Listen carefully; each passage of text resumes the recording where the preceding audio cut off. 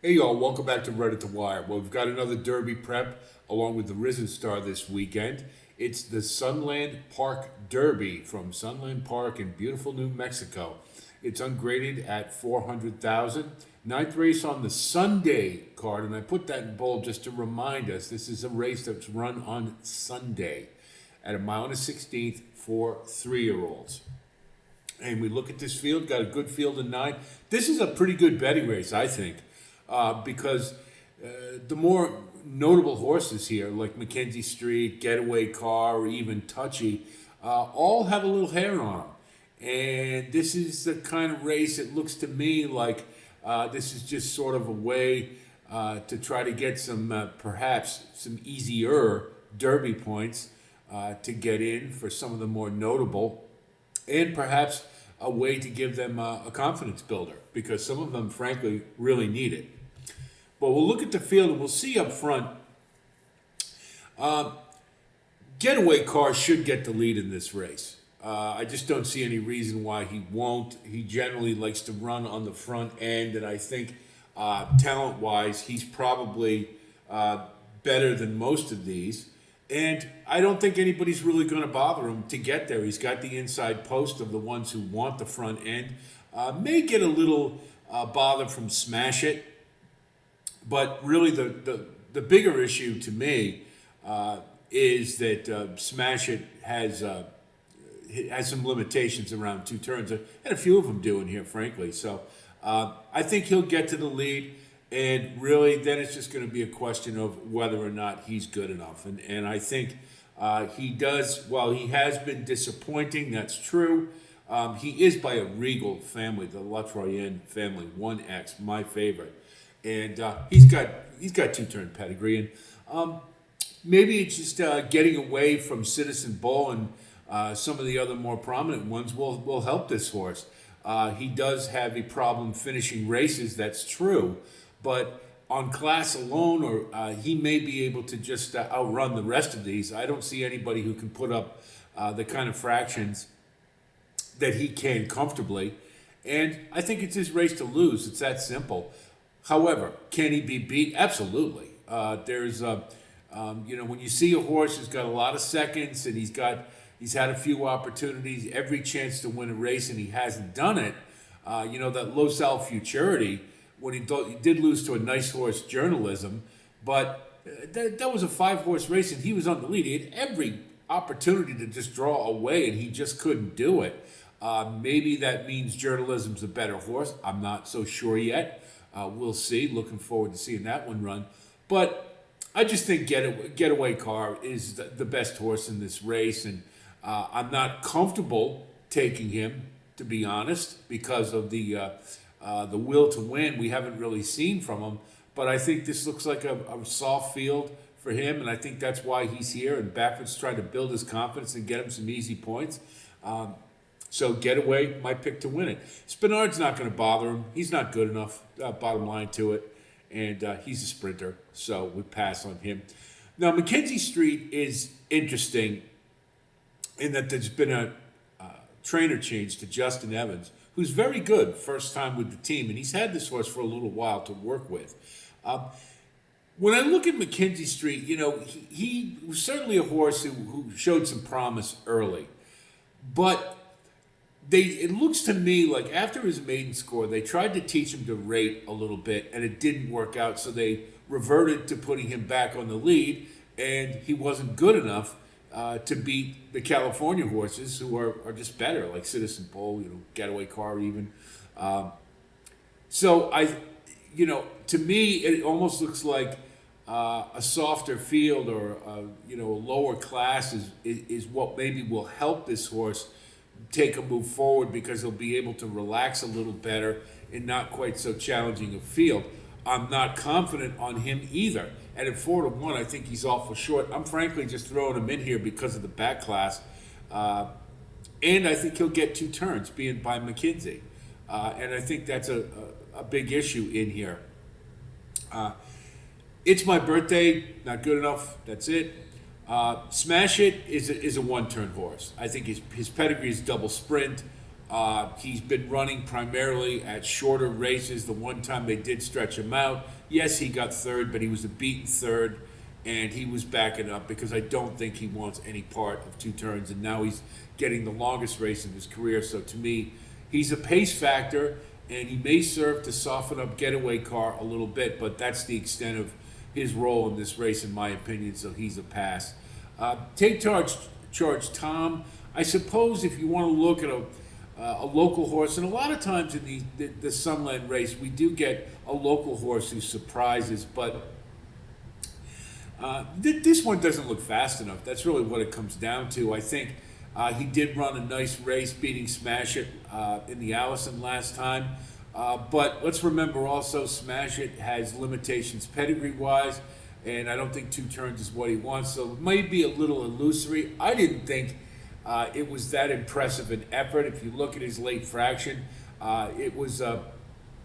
it's not the kind of late fraction you want to see from a two-turn horse. Now you're stepping him up in class. I can't see it. I mean, I suppose for the value, maybe you can throw him underneath for the try, but that's the extent of it. But I just assume look elsewhere. Now, to me, Touchy is, if anybody's going to beat Getaway Car, it's Touchy, in my opinion. Now, he debuted in the stakes race at the Tremont. I was all over him when he moved to Saratoga, and he kind of fell flat. Maybe a little too much too soon. Took him a little while to break his maiden, and he does have two-turn pedigree all day long. So what my concern is that they've taken this long to get him around two turns. He broke his maiden around one, and it just kind of, that lingers there, that they maybe have some concerns about it. The other concern I have is I'm not sure about this horse's will to win, taking as long as he did to break his maiden. Now, the race at Turfway. Now, I know you guys, I mean, you've heard it from me before, but all weather to dirt is a big angle. And I want to clarify something. I've had some questions about it. What it means is this. It doesn't necessarily mean that this is a better horse because they move from synthetic to dirt. What it does mean is that they're very fit. Synthetic tracks do that. When horses move to turf, it's like running in sand to running on pavement. And it has that effect, and it picks them up a bit a lot of times. Now, that's not the reason necessarily I like Touchy. I think he's got two-turn pedigree, which a lot of these don't. Secondly, I like that last race. Now, he didn't win, that's true, but it was his first start off a layoff. He was a little sluggish out of the gate and had to rush up a bit. And I thought he was a pretty good finish. I thought he was game. He was trying to rally. He just didn't have quite enough to get to the winner. But I like the fact that the horse was trying in the end. He didn't just, throw in the towel. So maybe the layoff has done this one some good. Wesley Ward, I don't normally like very much at Roots, but he has a 24% winning percentage. Horse's first time with Roots. So to me, of the horses who have a logical claim to beat Getaway Car, I think Touchy makes a lot of sense, and hopefully we'll get that 7-2 will drift up a little bit because of some of the other McKinzie Street maybe taking some money, and as well as Getaway Car. And then next we'll talk about Caldera for the coach, D. Wayne Lucas. Now he's a My Racehorse horse, so his odds are going to be lower than they probably ought to be. This one's last race I didn't think was a bad one at all. I think this horse is getting better. I think two turns is what he wants, but he ain't seized the gray, not yet anyway. When you see him on the lead, gray horse, My Racehorse, what do you think of? Seize the gray. I thought it was a nice win. The speed figures coming back aren't going to win this race. Now, he's logical to take a step forward for the coach. You could certainly see that happening. But I think it would have to be a pretty significant step forward, and I'm not sure that that's in the offing here. However, the thing I do like, two-turn pedigree. And again, I think there's quite a few in here who are very challenged around 2 turns, so I think that moves up Caldera. To me, you put him underneath in the exotics. Remember, Big Jim is suck up for third, maybe second, that's it. I did not like what I saw that last race. I don't like seeing horses who closes, particularly who run with their head up. I want to see them put the head out and, be game in the finish. He closed pretty well. I mean, but that's the extent of it. I can't give him any more than that. At a 12-1, he does probably serve to spice up the bottom of the tribe, but that's the extent of it. The only thing you could maybe hope for if you like him is that Smash It does set some wicked fractions and it softens up Getaway Car or perhaps McKinzie Street, but then you've got Touchy to deal with, or even Caldera. So to me, I think it'd be a big long shot if he took this one down. So looking at our wagering strategy, we're going to go with Getaway Car as our pick to win it. However, as we did in the Risen Star for the value, we're going to bet Touchy to win. I think he's the logical second choice, and the price will be better. We're going to go Cold Exactus 4-8, 8-4. Then we'll do 4-7 and 4-2. Trifecta 4-8 with 2-7-9. Then another one 8 with 4 with 2-7-9. Then 4-8 with 2-7-9 with 4-8.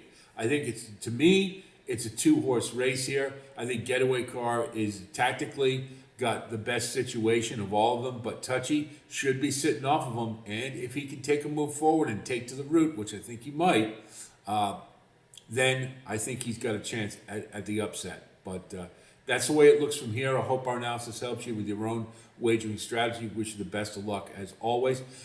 We do have individual postings for the Rachel Alexandra and the Risen Star, an Oaks and Derby prep respectively at Fairgrounds this weekend.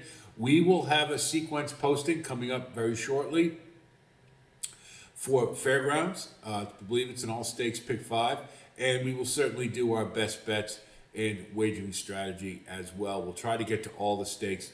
I believe there's 6 of them, time permitting. So that's it from here. If you do like content like this, of course, please like and subscribe. Got to mention that. And thanks to all of you who've come on board.